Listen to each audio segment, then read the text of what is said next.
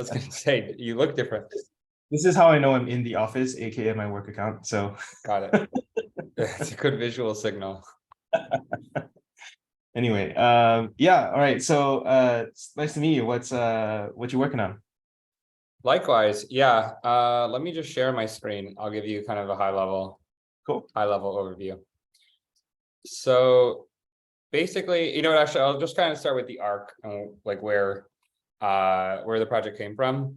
So in like January of last year, so I was a product lead for PyTorch, and PyTorch worked with everybody. I was pretty aware of the new crop of startups, various different directions, from startups to cloud providers inside of Meta to improve like the developer experience for ML.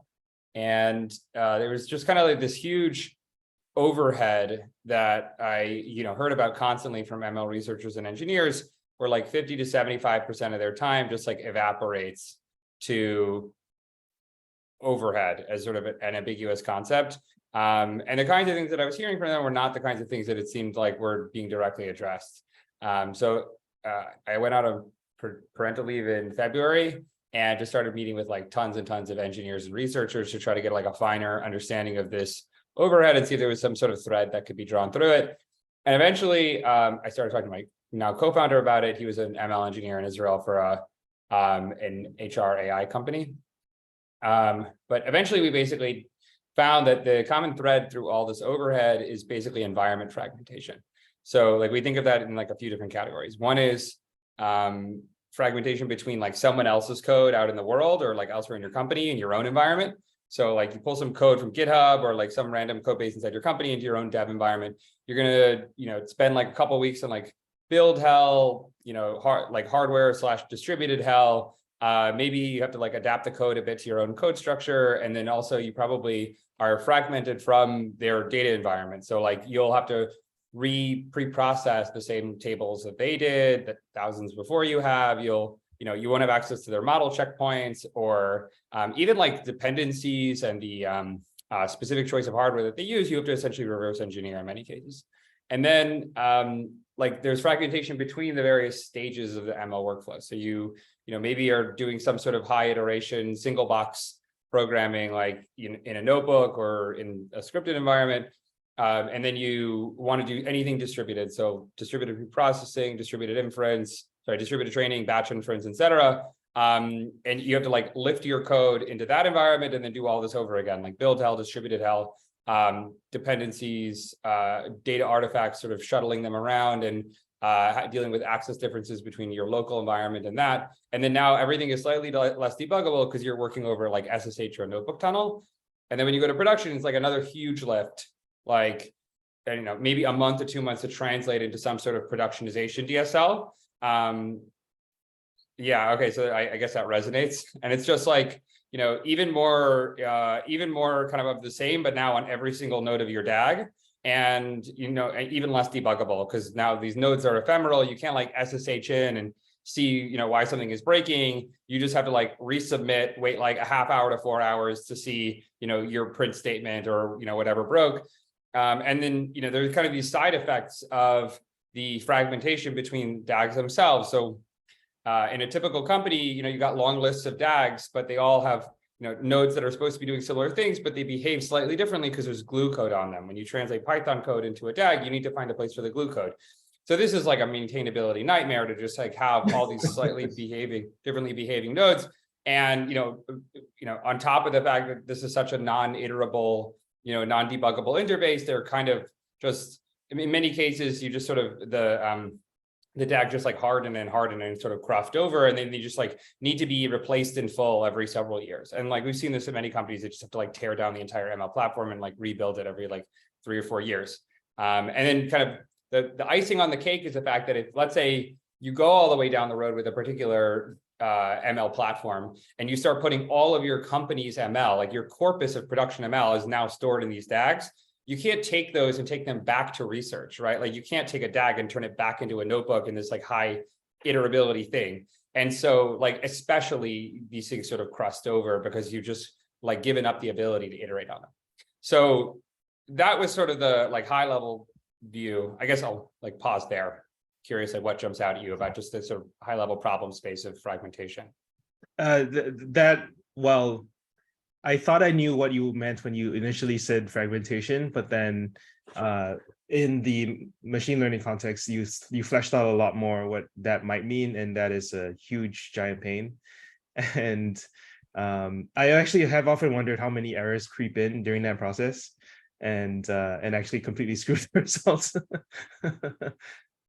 Right. So, It's essentially just when you move code and data across environments, you're going to end up with some pain almost 100% of the time in ML. And so like our starting point was also, so we observed like two other things, just talking to lots of companies. One was that like the ML platform team is like very much here to stay. So between 2020 and 2022, just like a shocking number of companies formed ML platform teams. I think there was sort of a period between like 2017 and 2020 where lots of companies sort of learned how to extract value out of ML, but did it in like silos kind of experimentally across the organization. And then they got really fed up with a bunch of the effects of having fragmented silos and were trying to consolidate into a single ML team. But the actual underlying infrastructure itself is fragmented in many cases. So, you probably are working with more than one cloud provider or data provider, right? Like you might have a few different data lakes, and you're using a few different, at least maybe one data warehouse, and multiple different compute environments. Like maybe you have a Kubernetes cluster for some things, and you have customer teams. And so, like even in with your attempts to defragment, the ML platform team is sort of like fundamentally working in like a fragmented world. We also observed that these ML platform teams are doing, they're building like hardcore infrastructure that's relatively company specific, and they don't want one size fits all solutions. And they especially don't want to be disintermediated from the underlying infrastructure.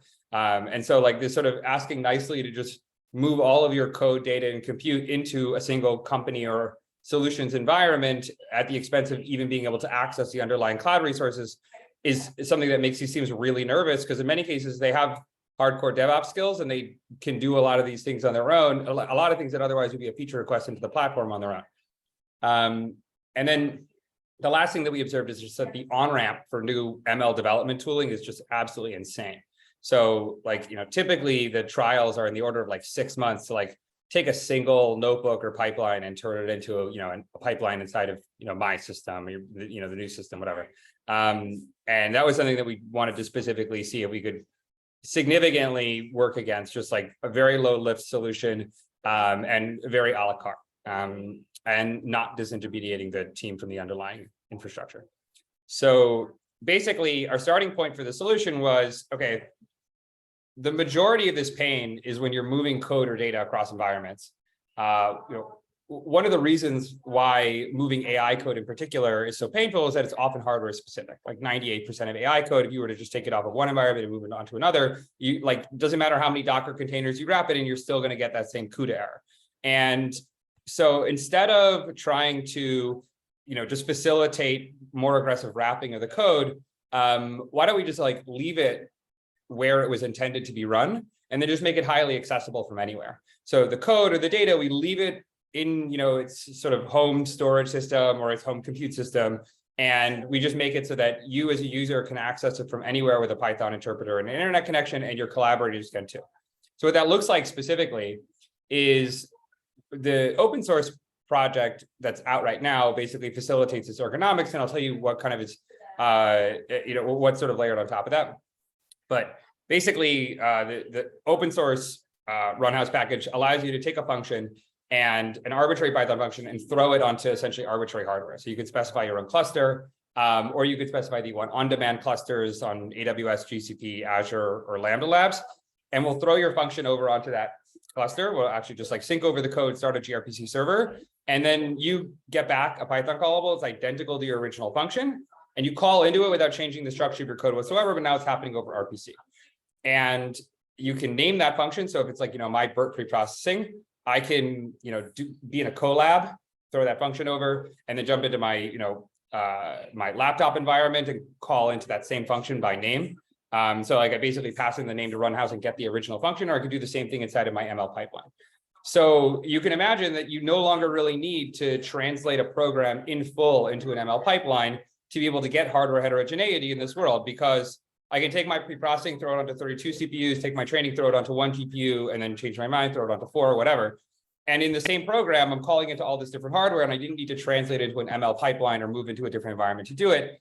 And then I can, progressively harden these things, check them into proper code, call into them from inside of my pipeline DAG in a more progressive manner, not do this like month to 2 month lift into the production line. And we do the same thing for data. So it's a very PyTorch-like interface where you can kind of dispatch your functions or dispatch your data to a cluster or to a storage system, kind of arbitrary infrastructure.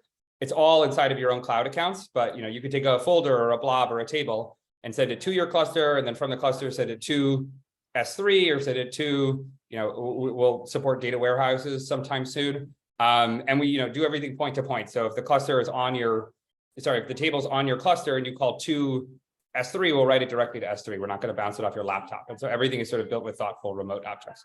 And all of them are named. And so when you share your work with a friend, they're kind of in the same global data environment. Just these names make it feel like all of your team data or all of your team's functions in compute are at their fingertips. And it's just sort of basically providing a Google Drive-like experience for ML in that way. And so that's sort of like the high-level solution. I can kind of talk about specifics of what we have now, we're sort of building towards, but that, I guess I'll pause there. Does that sort of make sense at a high level? Sounds very science fiction-y.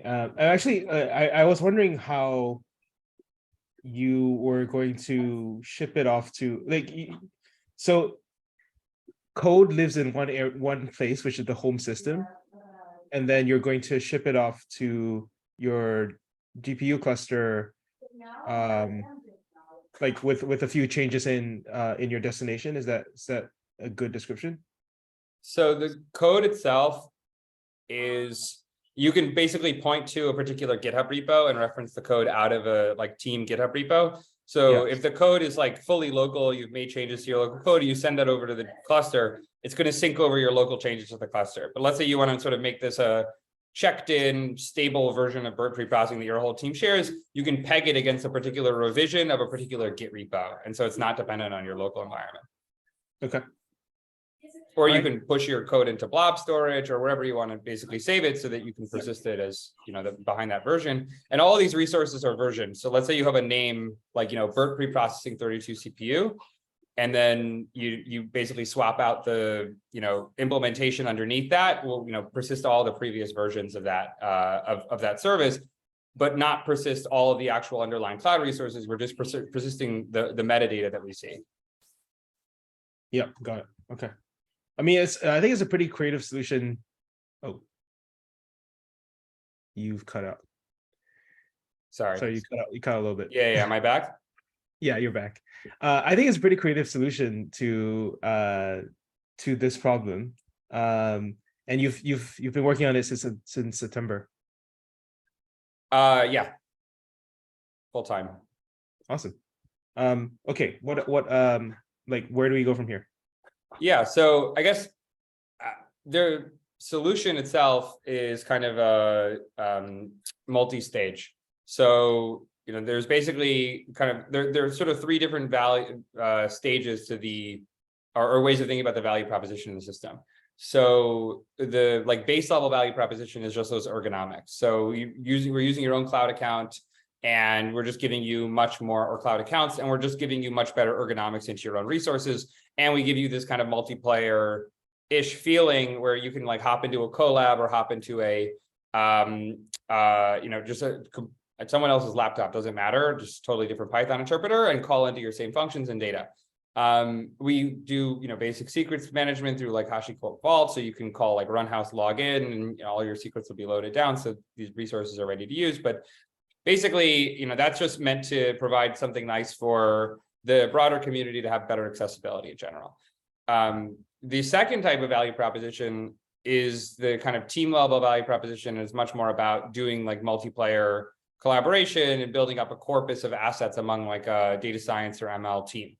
And so, that's either teams inside of academia or teams inside of enterprise or teams around open source projects. And that's something that I think is not the present way that people work. And it's kind of an open question for us, whether we actually will see that type of collaboration where you're building up a stack of resources, data, compute, functions, et cetera, of resources as a team. And you don't kind of have to do this like copying and pasting into many different ML pipelines. I think there's like a big open question there, which is how aggressive are the access requirements in order to make that work? So, can someone, because this is happening inside of their own cloud account, can someone pick this up inside of a company today and just start using it? Or is there going to be like a pretty significant lift for them to get approval to be able to spin up new boxes, or to, meaning if they want to use on-demand clusters, or to be able to access the range of data they need to access to be able to do things sort of eagerly in this way.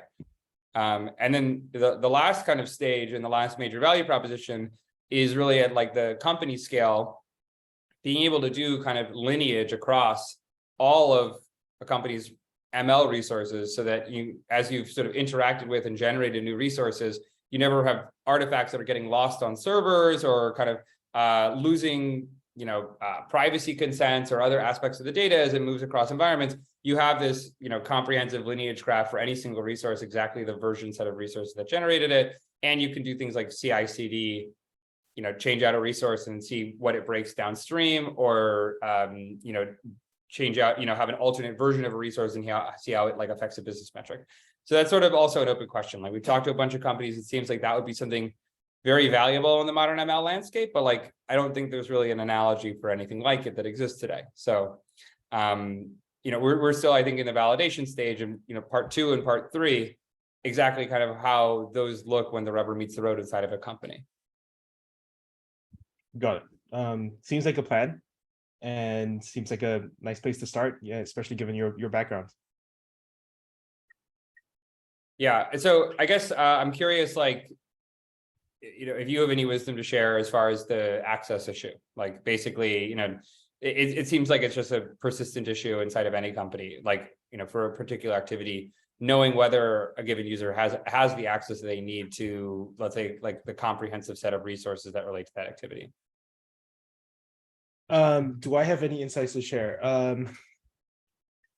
We typically, so I assume you're talking about this from the perspective of my time temporal and the Airbyte, Yeah. which I don't know if Brittany introduced, I didn't spend any time with introductions, so I can sort of go over that as well. But typically no, but we made it pluggable for users such that they could write custom authorizers for their needs. In practice, I don't think anyone actually uses them. Like it's there if you want it, but like, most people just deploy untrusted, completely, unsecured requirements there, and I think that's fine for like the early stage deployments, but obviously as they go bigger, you're gonna have to lock it down. Got it. Okay. So I mean, every system you have to roll IAM at some point. Right. So I guess I'm curious, like, there's a certain type of growth, especially for open source projects, where you're hoping that people can pick it up inside of companies or inside of, an academic group, and be able to just start using it immediately with their own cloud credentials. Yeah.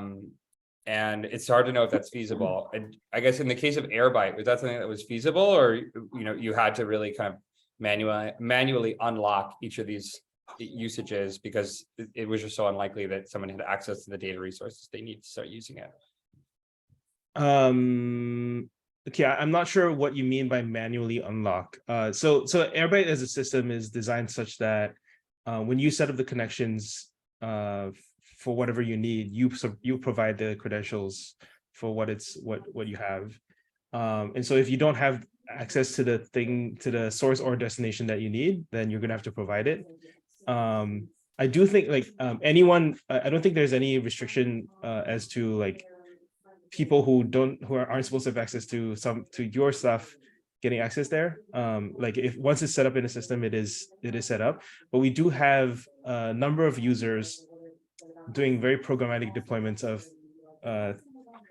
thousands of Airbyte deployments because of those things. So essentially, it's not designed into the system, but because it's open source, they deploy it in a way that it's isolated by some other security boundary. Okay. Yeah, I think the big question in my mind is a cloud admin kind of always going to need to be involved at some stage? Meaning, if you were Yeah, to, ideally, no. Yeah. right, and it sounds like that wasn't the case for Airbyte. That Yeah. people didn't have to involve their cloud admin; they had the Yeah. credentials they needed to create the connectors. Yeah. I mean, Yeah. arguably, we're maybe leaving money on the table, so to speak, there, but we just haven't built it yet. So, I mean, I can honestly answer that as to whether or not it's the best thing, it's the global optimum to do so. I don't know, right? Like, you're going to introduce adoption barriers if you assume this from the get-go. But then also, I think CTOs will be much happier with you if you are designed that way from the outset.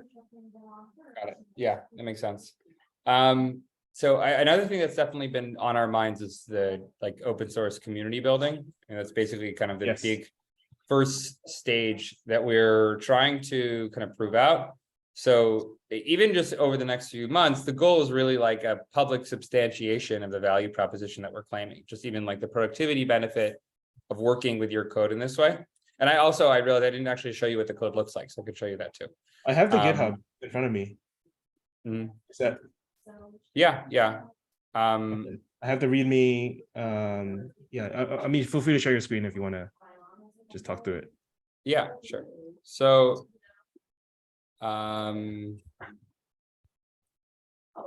so here are just some basic code samples. So here we have like a stable diffusion generate function. All it does is, oh, well, you can't even see all the code anyway. All it does is take in a prompt, load in the model, pass the prompt into the model, return the images. Very simple. If I tried to run this on my laptop, it would probably take me several weeks if I could ever even get it running on Apple Silicon. And so instead, what I do is I basically call Run.house.cluster. In this case, I'm using an on-demand cluster. I could pass in an IP and SSH credentials if I want to use an existing cluster. And we want to support Kubernetes soon too. But basically, I'm passing in that I want 1v100. I can pass in the cloud provider's own name into this instance type field. But if I pass in kind of this generic name, this is all provided to us by the launcher that we use, which is called SkyPilot, which is phenomenal. It will, if I don't pass in this provider here, if I just pass in the instance type, it will look at the providers that I have credentials for in my local environment, and it'll actually pick the cheapest one for that instance type. And it can also incorporate spot pricing, which is really nice. And so between GCP, AWS, Azure, and Lambda, it'll pick only ones that have GPUs available and only ones, and it'll basically pick the cheapest one within my region, meaning within North America in my case. And so I get back this GPU object that I can then take my stable diffusion generate function, wrap it in a Run.house.function, and then send that to my GPU. And then I basically just pass in my list of requirements. / means to sync over the local repo, because in this case, I'm using this local function. It needs to be synced over onto the cluster to be able to be used on the cluster. And then I just specify a few other requirements. What I get back is this Python callable that's identical to my original function, but it's actually happening over RPC and has a little bit more functionality than typical Python callable. So here you can see I just basically call it with a prompt. I get back my images and it'll show my images. And I can hop into a notebook. So in this case, I didn't name the function, but if I call, I didn't name this function, but I can pass in a name here. I can call, my function.save and give it a name. And then I actually happen to have a notebook up. This is from the LangChain meetup last night. I can call rh.function and pass in the name and load it in that same exact function. And so then I could just call it inside of my notebook or call it in Colab. It doesn't matter where I am. It's giving me the exact same function, the exact same hardware. There's no additional setup or anything like that. And these things will scale down. They'll turn off the compute after some usage, a period of inactivity. So by default, it's like 30 minutes, but you could set it to 1 minute if you want. You could set them to stay up forever. But if I reload this function, it'll check if the compute's back up and it'll bring it back up. So it kind of auto scales from anywhere. So that's sort of the compute side of things. I can send lots of functions to the same cluster. It doesn't matter. And then on the data side, we basically support kind of a similar level, sort of similar .2 abstraction, but for a few different types of data. And each of those types of data are themselves an abstraction for many different kinds of underlying infrastructure. So here I can specify, I can create like a Run.house folder based on a local path, and then send that to my GPU at a particular path. Or I can send it to, in this case, I'm doing this with a blob where I'm passing in some data to specify a blob. I send my blob to S3 at a particular path, and then I save it with this name. So I can always recall it by calling rh.blob and that particular name, I get back the exact same blob object. And for tables, we do the same thing. So this is sort of looking at an already saved table where I'm reloading it by name after I saved it. We support basically any format that's backed by Arrow today. So Ray data, cuDF, pandas, PyArrow, Hugging Face data sets, etc. If I've already created this table and specified a name, and let's say it's living, I don't know, often S3 or something like that, I can take my table object and call .stream and start streaming in batches without having to download the entire thing to my local environment. So this is also kind of just an accessibility win that you just don't need to have the ability to load your entire blob or your entire table on your compute where you're doing training, let's say, or where you're doing, where you're doing some kind of processing to the data. So everything's sort of basically being able to remain where it lives and sort of only move around on somewhat of a lazy basis is an important part of the system. Yeah, got it. And then, yeah. Sorry, was there more? No, just there, the goal is basically accessibility. So you can SSH into any of these clusters from anywhere. You can spin up like a notebook tunnel, just call like cluster.notebook, and you can call functions async and then reload the result later, or load and like stream back the logs later. So if you have like a long running training or something like that. So we're just trying to make the system as aggressively accessible as possible, and just sort of as we roll it out to the community, the goal is just to collect more and more data points to provide those friendly features. Yeah, perfect. Have you launched this anywhere? Like it sounds like you wrote a tutorial for the LangChain meetup. Yeah, so we haven't actually done a proper launch announcement yet. I think we want to actually just sort of put it out and uncover kind of more direct and sophisticated messaging about where we expect it to help people in the early days. And so we want to actually just get in the weeds with some people and unblock a few use cases in the wild to do that. And then hopefully in like a month or so from now, we'll do a loud launch announcement. But in the meantime, I saw there was this opportunity to provide something nice in LangChain, which is basically like self-hosted model. So previously you could only basically run either your entire chain on a GPU if you wanted to use any kind of custom model or like a model from Hugging Face, or you could call into one of the opaque LLM APIs or embedding APIs from like Cohere, OpenAI, et cetera. And so we just basically, you can kind of see structurally it's that easy with Run.house. All you have to do is take the inference function, the model, send them over to a cluster, and then you have an experience just like calling it to OpenAI, but you're calling into your own model on your own cluster. And so we do that for LLMs and embeddings, and then provide utilities to do that nicely with like Hugging Face models for LLMs or embeddings. So it sort of works nicely out of the box. Okay. Yeah, it's sort of very exactly what you would expect. We have this self-hosted Hugging Face LLM, and you pass in your model ID, and then you pass in your hardware and your requirements, and then it works just like a LangChain LLM. You can pass in a question to it, run your question, or here's your LLM chain, pass in a prompt to it, and get back results. Nice. So I mean, another thing I guess I would sort of throw out at you that's been on our minds is how to kind of invest in, like, what are the best ways to invest in like building a community around this, because that's something that we're just starting to work through now. Yeah, it's very early. I would say you maybe hold off until hold off on building on the insistence of building your own community, and just show up consistently in other communities like LangChain. I think that is fairly effective, because you're sort of plugging into existing communities where people are, and not trying to draw them to your community, but rather just solve their problems using your tool, and eventually it will form. Like you haven't launched yet, so I feel like this is a little bit early. I mean, you can have a Discord or a Slack that where people could go to ask questions and stuff. But I wouldn't make it a focus.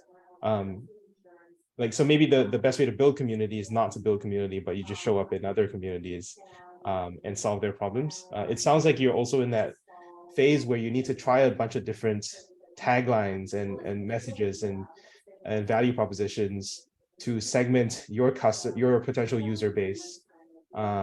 I mean, it sounds like you have it figured out from like a 3 stages of value prop angle, which is like individual, team, and company. But I would like to further niche down on like what kind of individual, what tools do they use, what kind of company do they work at. I'm sure it sounds like you've already done a bunch of market research on this stuff. So I'm not sure how helpful this is, but it can be helpful to have an idea of your ideal customer profile. Yeah, I mean, I think that also the organization of ML and data science teams and data engineering teams at different companies is just very diverse. And so finding kind of like the right way to introduce it into a company or introduce it into a research workflow is something that we still haven't solved. Like we've showed the APIs to people and people are very enthusiastic and supportive, but we haven't found kind of like that single hook where people are willing to disrupt their current workflow and just like drop everything and start using it. And that I think is like the most important thing for a tool that has, yeah. I liked what you said about the a la carte thing, and I could see that in this model.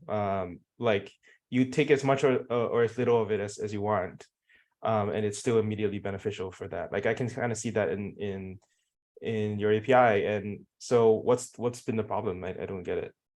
I think for better or for worse, the expectation for ML development tools is very not a la carte. Like I think most people are just used to Yeah. like being asked Pilot nicely framework. to do a Yeah. trial and just like migrate. And so we're kind of working against that expectation that like even just showing up in the room, there's an expectation this is going to be a big lift, even if it is the tiniest possible lift. And two, I think we've tried to devise a system to solve this very central problem that has many, many different symptoms. And I think that people are overwhelmed by the sort of like promise of solving all these different angles of all these different problems. And I think that invites a degree of skepticism to sort of show up and prove that you've actually solved, all these different symptoms of this big problem. And so there's like a little bit of a cold start problem there, right? Like you need a little bit of substantiation. The system actually solves this like really fundamental problem before people trust you and are, willing to just sort of throw many problems at it. So that's been kind of another thing. And I think the solution to that is to find the one most aggressive symptom for a particular demographic that we want to market the most loudly that we solve, and just figuring out what that single thing has been difficult. Okay. So of all this, I'm looking at all the stages that you have, right? You have pre-processing, tabular storage, GPU training, inference, and eval. Inference and eval seem like the more easily splittable out, like easy to split out. Why haven't you focused there yet? I think that there is already a lot of inference tooling out there. Sure. And frankly, a lot of like inference tooling is sort of a very interesting animal, because like when people need a solution for inference, they want it immediately. And then when it solves their problem, they don't want to think about it ever again. And so it doesn't really introduce such a robust inroad into the rest of your product.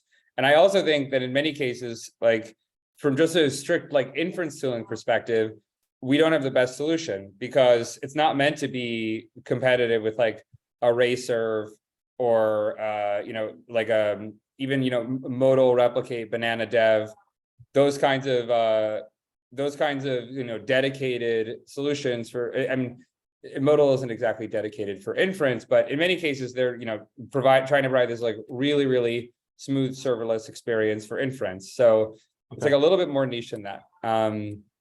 So we haven't wanted to go fully. I mean, I can even Bento, Selden, like all these kind of going after the inference problem, base 10, I guess you could also include in that. So that's why we've shied away from it a little bit. Okay. And then, well, so the closest that this kind of makes me think about is HashiCorp, in the sense that you kind of promote a workflow that's kind of cloud agnostic, which then leads me to wonder, maybe it is more about getting people to, is there sort of a multi-cloud story, of whatever that means, of like, hey, this way it's actually really easy to port workloads to a different cloud.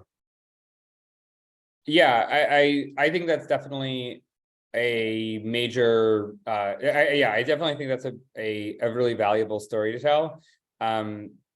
In the open source world, I think multi-cloud is much less of a clear value, but in enterprise, like, this is a really fundamental form of fragmentation that people are struggling with. And I guess it's also kind of bringing up the question, should that just basically be what we sort of focus on first? Should we just, take this to enterprises and start trying to solve the multi-cloud problem, and then in parallel kind of build up more of the developer support for the ergonomics, rather than do them strictly one after the other, like, just build up the developer support for the ergonomics and then take it into enterprise once we have that substantiation. Look, I mean, I think I would at least try that, just because I think the parallels to HashiCorp is clear in my mind. The only thing I would say is, you're not just taking this to enterprises, but each of the clouds has a partner program where they can take you to their customers, because they're all incentivized to be your best friend here. Right. Well, I guess I kind of wonder about that. I wonder whether the cloud providers would be enthusiastic about, well, I think the cloud providers would be enthusiastic about improved ergonomics into their tools. I wonder if the cloud providers would be enthusiastic about it being easier to do multi-cloud. Well, that's something you have to figure out. But I think you can sort of pitch it as, like, every cloud has their own, like, custom specific thing. Like, Google wants to push TPUs, Amazon wants to push the whatever the Annapurna stuff is, custom hardware that they're trying to push, right? Like, and you make it super easy to move onto those things, or you could.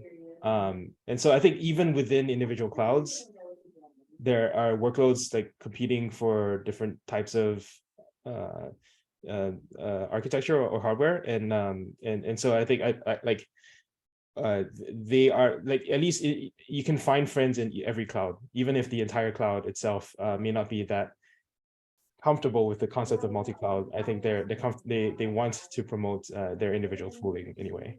So I'd much rather basically work with teams rather than work with clouds. Maybe that's the pitch to you, right? Find the cloud, find the specific teams on each big cloud that is kind of somewhat of an underdog, but still has like unique offerings, because all of them do, and then go, we're your best friend. Got it. I'm curious, was that the approach that you thought was like, what approach did Airbyte take to this problem? Because I know Airbyte built a really strong open source community from the beginning, but yeah, Airbyte didn't have to do any of this. So Airbyte's story was not so much multi-cloud, so much as have the widest selection of connectors, and just compete directly head on with Fivetran. So, like, this is a kind of story that we never really had to deal with. Temporal maybe a little bit more in the multi-cloud story, just because we had customers who could not use AWS, and had like a crap ton of GCP credits that they needed to spend anyway. So yeah, that would be my breakdown of what that story is. It's just less relevant to this situation. Well, I mean, generally, as far as like the focus on enterprise while you're also building an open source community, like, did Airbyte or did open source first for 2 years? No cloud at all. No sales actually for 2 years. I mean, was there a focus, without doing sales, was there a focus on usage of the open source in enterprise? You want to encourage usage. but you know, I think a lot of it is does come inbounds. You show up on Hacker News a few times. People are going to try you out.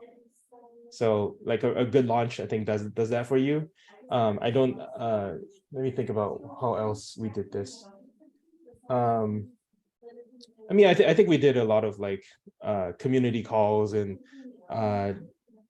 growing of our own Slack for sure. So I think that part comes later after your launch. I do think like you want to show up in other communities where they are first. Everybody's kind of 3 years in at this point, so a little bit further away from that. Got it.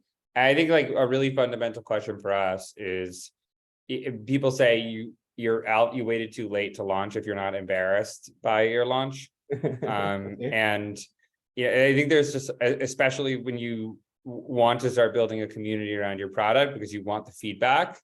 It's hard to know when is the right level of polish. And did you I guess, do you have any insight on that? Like what level of polish and kind of robustness in the product, to diversity of cloud environments, or, you know, those kinds of things. What's your thought about that timing versus, you know, just doing a launch early? No, I don't think you need that full diversity of cloud environments. You do need to show that it is possible and let people request where next. You can say that what's on your roadmap, and people will kind of give you credit without having built it. You do need like an impressive demo and maybe some reference users who are happy about you. Those things can generally tend to help a lot. Okay, yeah, so you're much more on the side of when you're confident that it adds value for several people. And that's it. You don't need much, you don't need a ton more than that. But like as quick to value as possible, especially if people can try you out on a small self-contained use case. I probably wouldn't recommend the Stable Diffusion one just because it seems further away from most people's actual workload type things. So see if you can find something else, but you're on the right path because it's like 10 lines of code here, it's great.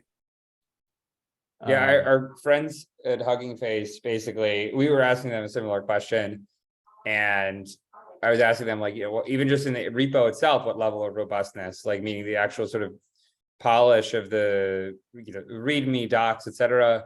And they basically said, like, oh, we never launch with docs.